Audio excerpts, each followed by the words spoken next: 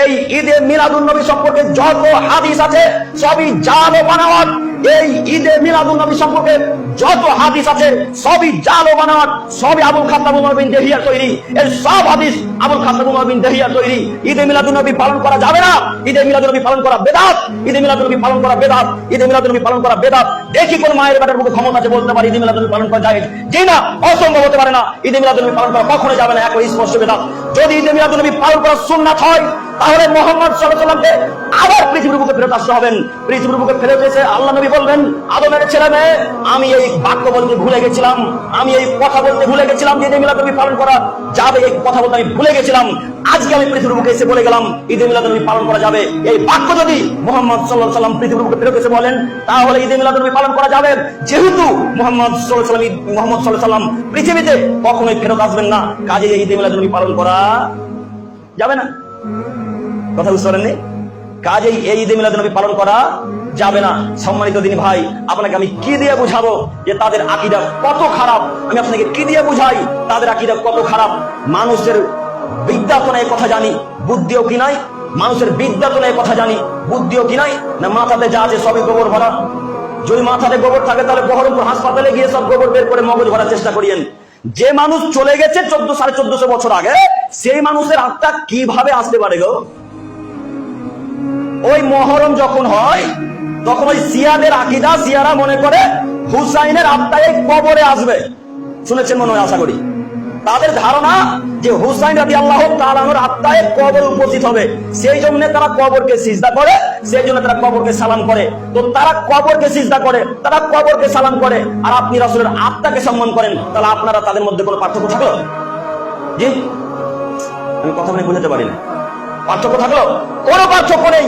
আপনার মাঝে শিয়াদের মাঝে কোনো পার্থক্য নেই। আপনাকে আজকে তওবা করে ফেরত আসতে হবে।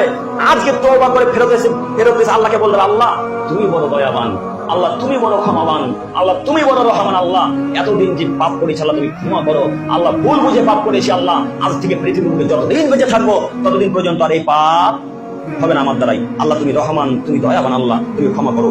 এইভাবে বলতে বলতে দুই চোখের পানিকে ফেলে দিয়ে ভিক্ষা চান, ইনশাআল্লাহ পাপ ক্ষমা হবে, ইনশাআল্লাহ পাপ ক্ষমা হবে। সম্মানিত দিনী ভাই বোন, বলছিলাম যে ঈদে মিলাদুন নবী পালন করা যাবে না। যদি ঈদে মিলাদুন নবী পালন করা জায়েজ হতো বা সুন্নাত হতো তাহলে সর্বপ্রথম কারাই ঈদে মিলাদুন নবী পালন করতেন? সাহাবায়ে কেরামগণ, জাযাকাল্লাহু খাইরান। তার মানে আপনারা আমার বক্তব্য বুঝতে পেরেছেন। যদি ঈদে মিলাদুন নবী পালন করা জায়েজ হতো, সুন্নাত হতো, তাহলে সর্বপ্রথম পালন করতেন আবু বকর রাদিয়াল্লাহু তাআলা আনহু, তারপরে পালন করতেন উমর রাদিয়াল্লাহু তাআলা আনহু, তারপরে পালন করতেন উসমান রাদিয়াল্লাহু তাআলা আনহু, তারপরে পালন করতেন আলী। এরপরে বিখ্যাত বিখ্যাত যত সাহাবী আছে তারা সবাই পালন করতেন।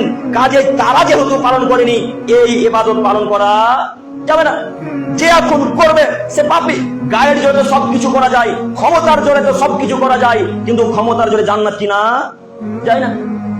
এত সহজে জান্নাত পাওয়া যায় না, খুব জটিল ও কঠিন ভাবে জান্নাত পেতে হয়। সৎ আমল করে বেদাতের মুখে লাথি মেরে দিয়ে রাসূলের কথাকে ধরে আঁকড়ে ধরে জান্নাত হবে ইনশাআল্লাহ। সম্মানিত মুরব্বী সাহেব, আরো হাদিস পেশ করি, একটু আমার দিকে তাকান। আয়েশা রাদিয়াল্লাহু তাআলা আনহা থেকে বর্ণিত, তিনি বলেন রাসূলুল্লাহ সাল্লাল্লাহু আলাইহি ওয়াসাল্লাম বলেছেন, মান আহদাথা ফি আমরিনা হাযা মা লাইসা মিনহু ফাহুয়া রাদ। হে পৃথিবীর আদমের ছেলে মেয়ে, তোমরা শোনো, যদি কোনো মানুষ দিনের মধ্যে এমন কোনো কথা প্রবেশ করায়, যদি কোনো মানুষ দিনের মধ্যে এমন কোনো কথা প্রবেশ করায় যা তার মধ্যে নেই, সেই কথা বাতিল, সেই কথা বাতিল, সেই কথা বাতিল। আর একটি হাদিস পেশ করি, তারপরে দুইটা হাদিসের ব্যাখ্যা একসাথে। আয়েশা রাদিয়াল্লাহু তাআলা আনহা থেকে বর্ণিত, তিনি বলেন রাসূলুল্লাহ সাল্লাল্লাহু আলাইহি ওয়াসাল্লাম বলেছেন, মান আমিলা আমালান লাইসা আলাইহি আমরুনা ফাহুয়া রাদ। আদমের ছেলে মেয়ে, তোমরা শোনো, যদি কোনো মানুষ এমন আমল করে যে আমলে আমার কোনো আদেশ নেই, যদি কোনো মানুষ এমন আমল করে যে আমলে আমার কোনো আদেশ নেই, যদি কোনো মানুষ এমন আমল করে যে আমলে আমার কোনো আদেশ নেই, সে আমল বাতিল, সে আমল বাতিল, সে আমল বাতিল। বলুন, এই ঈদে মিলাদুন নবী সম্পর্কে যত হাদিস আছে, একটা হাদিস রাসূলের পক্ষ থেকে প্রমাণ করেন, একটা হাদিস সাহাবায়ে কেরামদের কওল হিসেবে প্রমাণ করেন। যদি প্রমাণ করতে পারেন, সেদিন থেকে আমি আব্দুল করিম আমিনুল ইসলাম বলে গেলাম, আপনাদের জাতির সামনে, সকলের সামনে বলে গেলাম, আমি ওই ঈদে মিলাদুন নবী পালন করবো ইনশাআল্লাহ। জিন্দেগিতে পারবেন না, চ্যালেঞ্জ করে গেলাম সারা পৃথিবীর হানাফি মানুষকে, সারা পৃথিবীর মানুষকে চ্যালেঞ্জ করে গেলাম যারা এই ঈদে মিলাদুন নবী পালন করে, সারা পৃথিবীর মানুষকে চ্যালেঞ্জ করে গেলাম। একটা হাদিস রাসূলের পক্ষ থেকে প্রমাণ করেন, একটা বাক্য সাহাবায়ে কেরামদের কওল হিসেবে প্রমাণ করেন। যেদিন প্রমাণ করে দিতে পারবেন, সেদিন সব কথাকে জাতির সামনে ফেরত নিয়ে বলবো, আমি বাক্য ভুল বলেছিলাম, আমি বাক্য ভুল বলেছিলাম। বলেছিলাম, আমি বাক্য ভুল বলেছিলাম, এই বাক্য যদি প্রমাণ করে দিতে পারেন, সেদিন থেকে আমি আব্দুল করিম বিন আমিনুল ইসলাম আমি ওই দিন মিলাদুন পালন করবো ইনশাআল্লাহ। আপনি যেহেতু প্রমাণ করতে পারবেন না, কাজে এই নীতি আপনাকে ত্যাগ করতে হবে। যদি জান্নাত পেতে চান তাহলে নীতি আপনাকে ত্যাগ করতে হবে। রাসূল সাল্লাল্লাহু আলাইহি সাল্লামের মোতাবেক চলবে যারা জান্নাতে যাবে তারা, রাসূলুল্লাহ সাল্লাল্লাহু আলাইহি সাল্লামের মোতাবেক চলবে যারা জান্নাতে যাবে তারা, রাসূলুল্লাহ সাল্লাল্লাহু আলাইহি সাল্লামের মোতাবেক চলবে যারা জান্নাতে যাবে তারা।